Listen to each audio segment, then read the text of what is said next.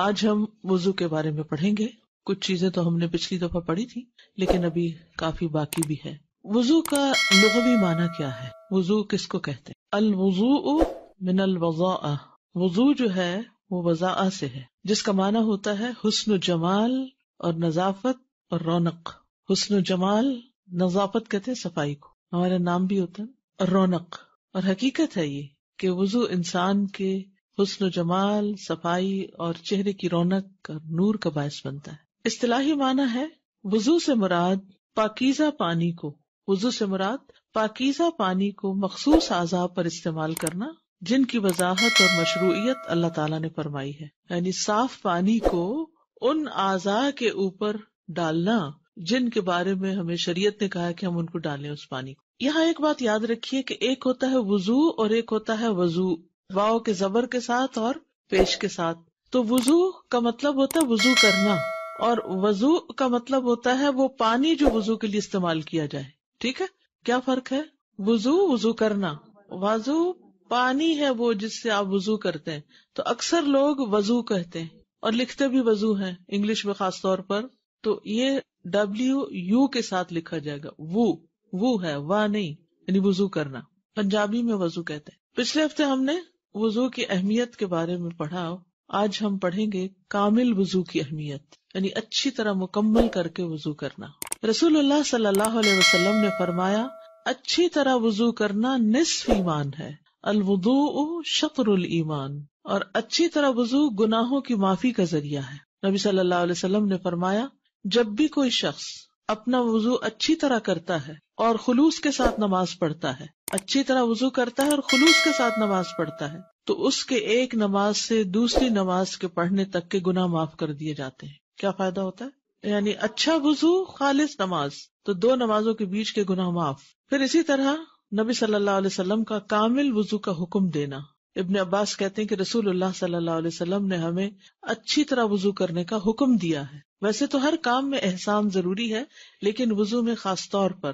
نبی صلی اللہ علیہ وسلم نے فرمایا کسی کی نماز اس وقت تک مکمل نہیں ہوتی جب تک وہ اپنا وضو اس طرح کامل طور پر نہ کرے جس طرح اللہ تعالیٰ نے اسے حکم دیا ہے. یعنی اپنا چہرہ دھوئے اور کوہنیوں تک اپنے دونوں بازو دھوئے، اپنا سر کا مسح کرے، ٹخنوں تک اپنے پاؤں دھوئے. ایک شخص جب نبی صلی اللہ علیہ وسلم کے پاس آیا اور وضو کیا اور ٹھیک سے وضو نہیں کیا اور اس نے اپنے پاؤں پر ناخن بھر جگہ خشک چھوڑ دی اور آپ کو نظر آ گئی، تو رسول اللہ صلی اللہ علیہ وسلم نے اس سے فرمایا کہ واپس جاؤ اور اچھی طرح اپنا وضو کرو. یعنی اگر کوئی تھوڑی سی جگہ بھی خشک رہ گئی تو وضو نہیں ہوا.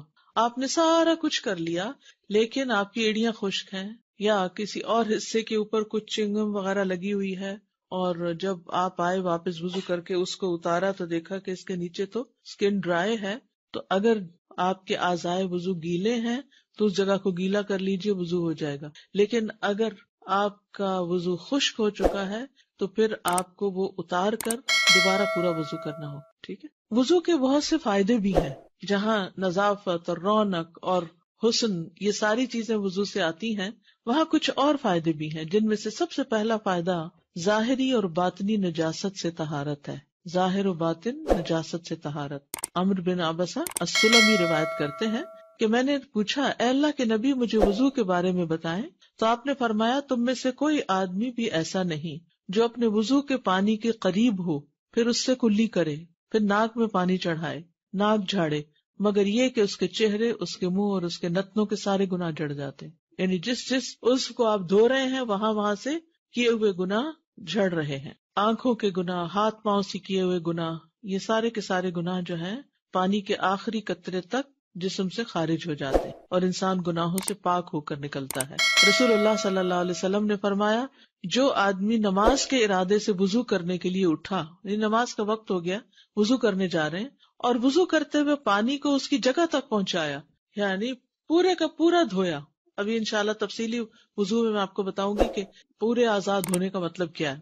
تو وہ ہر گناہ یا اپنی ہر خطا سے پاک ہو جائے گا. اور حقیقت ہے کہ جب انسان وضو کرتا ہے تو اس کے بعد اس کی کیفیت کیا ہوتی ہے؟ فریش ہوتی ہے، جیسے بوجھ کے اتر گیا. اور ڈپریشن کا بھی بہترین علاج ہے. ڈپریشن کیا ہے؟ ایک بوجھ ہے جو انسان کے دل پہ پڑ جاتا ہے اور جسم کے اوپر بھی انسان کو ایسے محسوس ہوتا ہے کہ کوئی چیز اس کے کندھوں پہ رکھ دی گئی ہے یا کوئی چیز سر پہ سوار ہو گئی ہے، اور انسان پھر اس کی وجہ سے کچھ کرنے کے قابل نہیں رہتا، حتیٰ کہ لائف کو کسی بھی طرح انجوائے نہیں کرتا. تو یہ وضو جو ہے پھر انسان کو ان چیزوں سے، ان کیفیات سے نجات دلاتی. پھر گزشتہ گناہوں کی بھی معافی. یعنی بعض اوقات یہ ہوتا ہے کہ انسان کو پرانے کوئی گناہ یاد آ جاتے ہیں اور انسان ہلکان ہونے لگتا ہے ان کی وجہ سے. ایک وہ علم ہے جو آپ کے دل پہ لکھا جائے اور آپ کے عمل میں آ جائے، اور ایک وہ جو کاغذوں پہ لکھا جائے. کون سا علم فائدہ مند؟ جو دل پہ لکھا جائے. اور دل پہ لکھے جانے کے لیے جب کوئی بات کر رہا ہو تو آئی کانٹیکٹ بہت ضروری ہوتا ہے.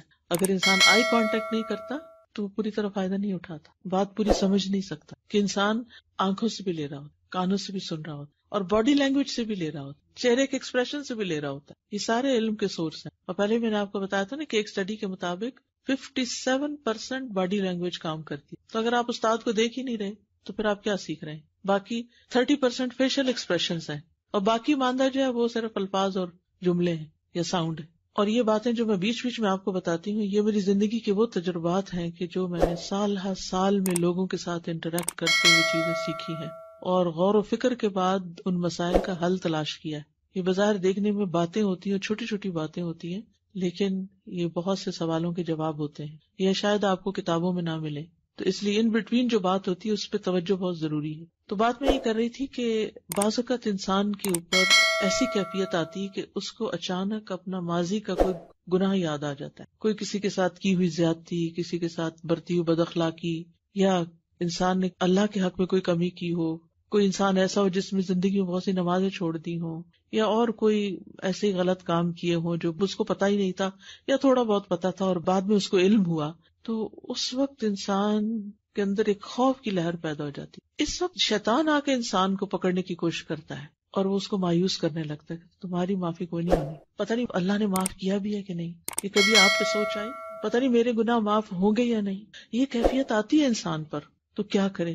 اٹھے، وضو کرے، یا جب نماز کا وقت آئے تو اٹھ کے وضو کرے، اور وضو کر کے پوری کوشش کے ساتھ ایسے 2 نفل پڑھے کہ جس میں، یہ تو میں نہیں کہہ سکتی کہ خیال کوئی نہ آئے، کیونکہ دن میں ایک اسٹڈی کے مطابق 60,000 خیال انسان کو، بعض نے 70 اور 72 بھی، کچھ لوگ اور زیادہ سوچتے ہوں گے تو ان کے 72 تک چلے گئے، 72 تک، لیکن 60,000 تو ہر انسان کو خیالات آتے ہیں دن میں. اور یہ ایک نیچرل پروسیس ہے جب تک انسان کا دماغ کام کرتا ہے. تو پھر اس کا کچھ حصہ نماز میں، آپ دیکھیے ہماری ہر نماز میں کسی میں آدھا گھنٹہ لگ جاتا ہے، کسی میں 20 منٹ، 15 منٹ. تو یہ تو نہیں ہو سکتا کہ اس میں کوئی خیال نہ آئے، امپاسبل.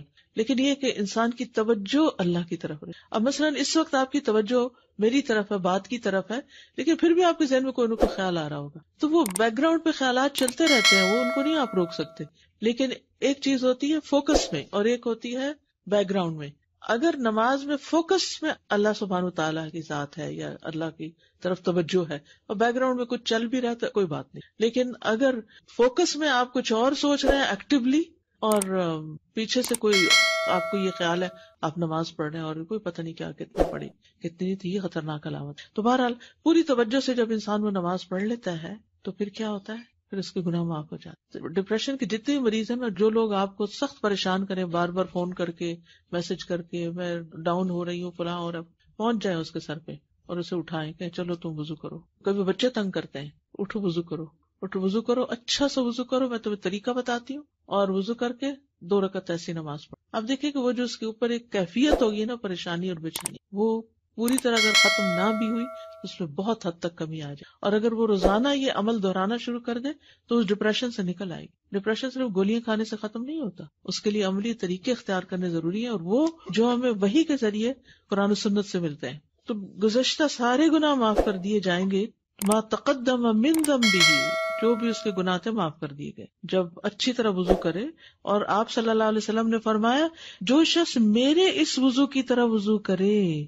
تو اس حدیث سے یہ پتہ چلتا ہے کہ اس بات کا حریص ہونا بڑا ضروری ہے کہ ہمیں صحیح مسنون وضو کرنا آئے، اس میں کبھی نہ ہو. بعض اوقات ہم کہتے ہیں اچھا ہم نے وضو کیا، ہم نے نماز پڑھی، اور وہ تو ہم پڑھتے ہی رہتے ہیں لیکن پریشانی دور نہیں ہوتی. بھئی آپ نے طریقہ ہی ٹھیک نہیں اختیار کیا. کسی بھی ریسیپی میں تھوڑا بہت بھی رد و بدل کر دیں تو کیا ہوگا، کہیں گے میرا ٹیسٹ ویسا نہیں بنا جیسے تم نے. بھئی تم نے جو ڈنڈی ماری ہے اس سے کیسے ٹیسٹ وہی بن سکتا ہے. تو وہ جو کمی بیشی ہم کر دیتے ہیں نا، کسی چیز نمک زیادہ کر دیں یا نمک کم کر دیں تو وہ ٹیسٹ تھوڑی آئے گا. پھر اس سے گرہیں کھلتی ہیں. رسول اللہ صلی اللہ علیہ وسلم نے فرمایا میری امت میں سے جو شخص رات کو وضو کرنے کھڑا ہوتا ہے وہ اپنے نفس کا علاج کرتا ہے. اب یہ جو نفسیاتی بیماریاں ہیں یہ رات کے وضو سے ٹھیک ہوتی ہیں، اس حال میں کہ اس پر گرہیں ہوتی ہیں. بس جب وہ اپنے ہاتھ دھوتا ہے تو وہ ایک گرہ کھل جاتی ہے، اور جب اپنا منہ دھوتا ہے ایک اور گرہ کھل جاتی ہے، اور جب اپنے سر کا مسح کرتا ہے تو ایک اور گرہ کھل جاتی ہے، اور جب اپنے پاؤں کو دھوتا ہے تو ایک اور گرہ کھل جاتی ہے. بس اللہ عز و جل ان فرشتوں سے جو حجاب کے پیچھے ہوتے ہیں فرماتا ہے کہ میرے اس بندے کو دیکھو، اپنے نفس کا علاج کرتا ہے اور مجھ سے مانگتا ہے، جو کچھ میرے اس بندے نے مانگا وہ اس کے لیے ہے. تو ایسی ساری بیماریوں کا علاج تہجد میں ہے.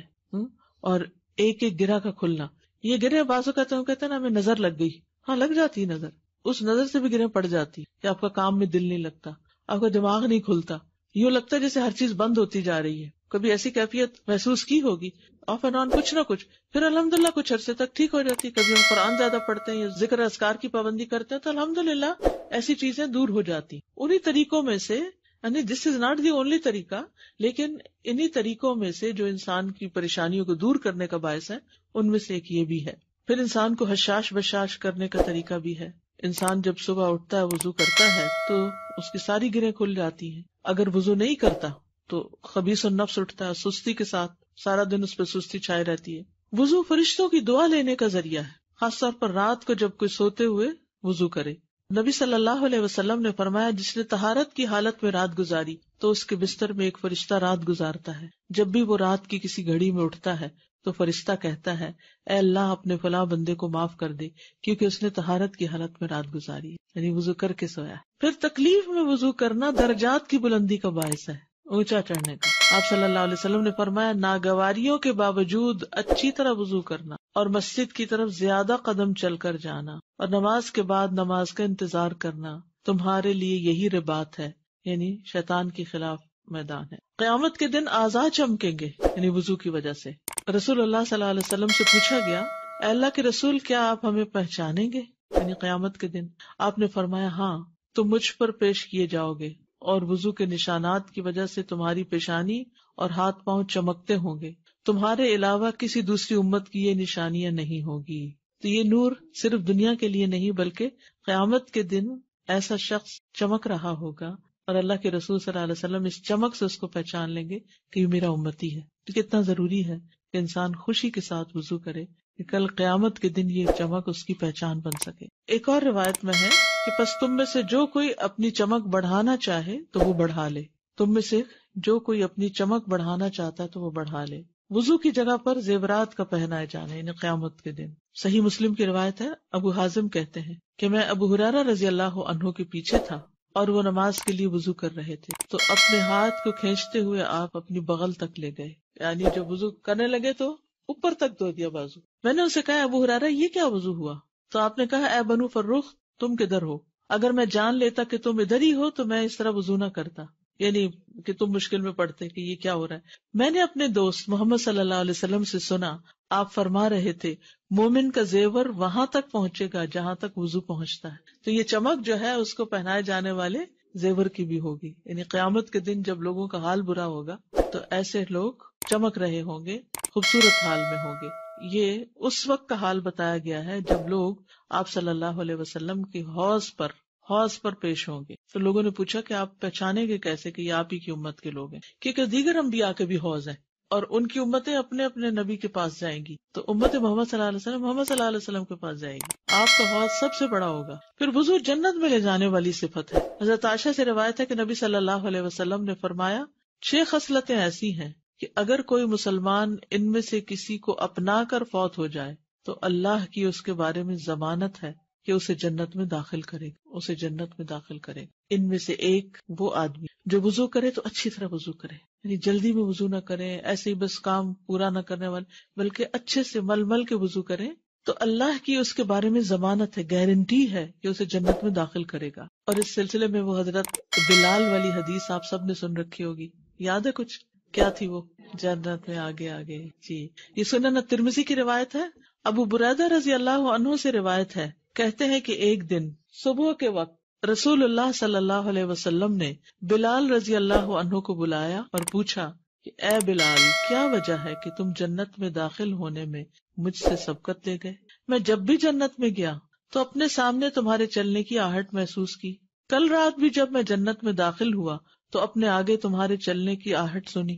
تو بلال رضی اللہ عنہ نے عرض کیا یا رسول اللہ میں جب بھی اذان دیتا ہوں 2 رکعت نماز پڑھتا ہوں. اور مقتدی جو ہیں جیسے آپ مسجد میں جاتے ہیں تو آپ نے دیکھا ہوگا کہ ظہر ہو عصر ہو مغرب ہو لوگ اذان کے فوراً بعد کیا کرتے ہیں 2 رکعت پڑھنا شروع کر دیتے ہیں. حضرت بلال بھی یہ کیا کرتے تھے, خود اذان دیتے تھے خود پھر 2 رکعت پڑھتے تھے. اور جب بھی میں بے وضو ہو جاتا ہوں تو فوراً وضو کر لیتا ہوں اور سوچتا ہوں کہ اللہ کے لیے 2 رکعت نماز پڑھنا اس کا حق ہے, لہٰذا 2 رکعت ادا کرتا. تو رسول اللہ صلی اللہ علیہ وسلم نے فرمایا یہی 2 وجوہات ہیں, یعنی یہی باتیں ہیں. فقال رسول اللہ صلی اللہ علیہ وسلم بہما, انہی دونوں کی وجہ سے, یعنی ان 2 رکعتوں کی وجہ سے, باوضو رہنے کی وجہ سے. تو اس قدر فائدے ہیں وضو کے. السلام علیکم. وعلیکم. وضو کے اور یہ 2 رکعت کے بیچ میں کوئی بات نہیں کرنی کیا؟ ایسا کچھ منع نہیں کیا گیا کیونکہ ہمارا دین بے جا پابندیاں نہیں لگاتا. اب ایک ماں ہے وہ وضو کر کے باہر نکلی ہے تو بچہ کچھ مانگتا ہے اس سے, بچہ چھوٹا ہے, یا کوئی انسٹرکشن دینی ہوتی ہے, یا کوئی فون کال آ جاتی ہے, یا کوئی گھر میں آ گیا ہے, یا آپ مسجد میں ہی کھڑے ہیں, کوئی شخص آپ سے سوال یا مسئلہ پوچھ لیتا ہے, تو یہاں چپ کی کوئی شرط یا قید لگائی نہیں گئی.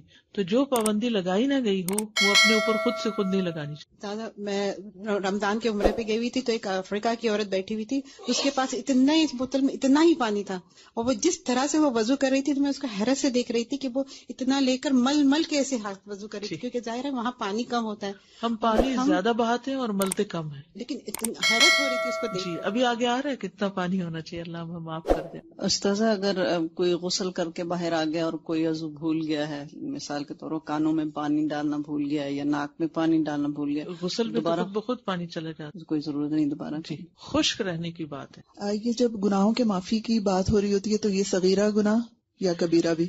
جی عمومی طور پر تو صغیرہ گناہوں کی بات ہے, کیونکہ کچھ گناہ ایسے ہیں کہ جن پہ حد ہوتی ہے, کچھ ایسے جن کا کفارہ ضروری ہوتا ہے, لیکن اللہ سبحانہ تعالیٰ کے لیے کچھ بھی مشکل نہیں کہ وہ سارے گناہ معاف کر دے. اور پھر کبیرہ گناہوں سے معافی کا طریقہ کیا ہے, یعنی معافی مانگی جائے. تو ہم جب وضو کرتے ہیں تو اس کے بعد جو دعا مانگتے ہیں اس میں استغفرک و اتوب الیک جب کریں تو معافی بھی ساتھ مانگ رہے ہو, امید ہے کہ وہ بھی معاف ہو جائیں. استاد یہاں پہ قیامت کے دن کی چمک کی بات کی جا رہی ہے, تو دنیا میں تو صاف ستھرا اور چمکنے کے لیے ہم بہت زیادہ مشقت کرتے ہیں اور اس کی طرف توجہ دیتے ہیں نا, کہ اور یہ تو اتنا آسان طریقہ ہے مگر ہم کتنا اس کو اپنے اوپر سوچتے ہیں کہ مشکل دنیا ہے. میں چمکنے کے لیے کیا طریقہ اختیار کرتے ہیں, فیشل کیسے کرواتے ہیں, مل مل کے, اور کتنی دیر لگتی ہے, 1 گھنٹہ تو ہوتا ہی ہے نا, اور سارے دن کے وضو کا وقت نکالیں تو کتنا ہوگا, 1 گھنٹے سے کم ہے. یعنی اگر 5 نمازوں کے 5 وضو آپ کریں, ایک وضو میں آپ ٹائم نوٹ کر لیں, 5 منٹ سے زیادہ نہیں, 5 سے بھی کم لگتے ہیں. میں ہمیشہ رات کو وضو کر کے سوتی تھی, لیکن آج کل تھوڑے عرصے سے بھول جاتی ہوں. مجھے اتنا نیند کا پرابلم ہو گیا ہے کہ مجھے اینزائٹی کی میڈیسنز لینی پڑی, تو میں اب سوچ رہی ہوں کہ میں دوبارہ اپنی وضو کی عادت کر لوں. دوبارہ وضو پہ تو انشاءاللہ وہ میڈیسن چھوٹ جائیں گی. آپ نے جیسے بتایا کہ باوضو جو ہے جنت کی سفر ہے, جب بہت پہلے سنا تو اس کے بعد سے کوشش کی, اور حقیقت ہے آزمایا ہے کہ ڈپریشن کا علاج ہے, اور بہت زیادہ اسٹریس ریلیز کرتا ہے اور پریشانیوں کو دور کرتا ہے, اور اپنا آپ بہت لائٹ فیل ہوتا ہے. بالکل بہت زیادہ کیفیت ہی بدل جاتی ہے جب آپ وضو سے ہوتے ہیں, باوضو ہوتے ہیں, کیفیت ہی بدل جاتی ہے. اس میں ایک اچھا وضو اور جلدی کا وضو کا بھی اس میں بہت ہاتھ ہے, کہ جب وہ اچھا ہے بہت بڑا تو فیکٹر ہے. جی. یس, جب صحیح وضو کریں گے تو ہی اس کا ڈوز صحیح ہوگی تو صحیح فائدہ ہوگا. Some people think that if you do wudu, they lose their sleep or they may not be able to sleep. But in fact, ایسا نہیں ہوتا ہے. اگر وضو کرتے ہیں اور پھر نماز پڑھ کے سوتے ہیں تو اچھی نیند آتی ہے. السلام علیکم ورحمۃ اللہ وبرکاتہ. یہ جو آپ نے فوکس ہونے کی بات کی تھی نماز میں, اور پھر بیک گراؤنڈ کی جو بات کی تھی, اس کا پورا تعلق میرا ایکسپیرینس ہے کہ اچھے وضو سے ہے. اگر ہم پورا واقعی میں جیسا کہا گیا اچھا وضو کرتے ہیں نا, تو پھر واقعی میں فوکس اللہ سبحانہ تعالیٰ رہتے ہیں, اور وہ جو چھوٹی موٹی جو شیطان کی چالیں ہوتے ہیں بہت پیچھے چلی جاتی ہیں. لیکن وضو اچھا نہیں ہوتا تو جو آپ نے کہا تھا نا کہ ساری بیکار باتیں آگے آتی ہیں اور اللہ سبحانہ تعالیٰ پیچھے چلے جاتے. تو جو کہا گیا نا کہ نماز جنت کی کنجی اور وضو جو ہے وہ نماز کی کنجی, یہ لگتا ہے. السلام علیکم. وعلیکم السلام. مجھے آپ سے پوچھنا تھا کہ رات میں ہم اکثر وضو کر کے تو بستر پہ لیٹنے کے لیے جاتے ہیں, لیکن بعض وقت یہ ہوتا ہے کہ ابھی آپ لیٹتے ہیں تو پھر آپ کو واش روم کا خیال آ جاتا ہے, تو پھر آپ جیسے بار بار اگر کوئی بات نہیں, ایک دفعہ آپ چلے گئے تو وہ آپ نے اپنا وہ ریچول پورا کر لیا. وضو سے قبل مسواک, ہر بار وضو سے پہلے مسواک کی ترغیب دلائی گئی ہے, لازم نہیں کیا گیا لیکن ترغیب ہے. ابو ہریرہ کہتے ہیں کہ نبی صلی اللہ علیہ وسلم نے فرمایا, اگر مجھے یہ ڈر نہ ہوتا کہ میں مومنوں پر مشقت ڈال دوں گا, یعنی مشکل میں پڑ جائیں گے لوگ, تو میں انہیں ہر نماز کے وقت مسواک کا حکم دیتا. نبی صلی اللہ علیہ وسلم کا جب بھی وضو کرنا اس سے پہلے مسواک کرنا ہے، ہر وضو کے ساتھ مسواک کرتے تھے. نبی صلی اللہ علیہ وسلم رات کی نماز میں کثرت سے مسواک کرتے تھے. حذیفہ کہتے ہیں کہ انہوں نے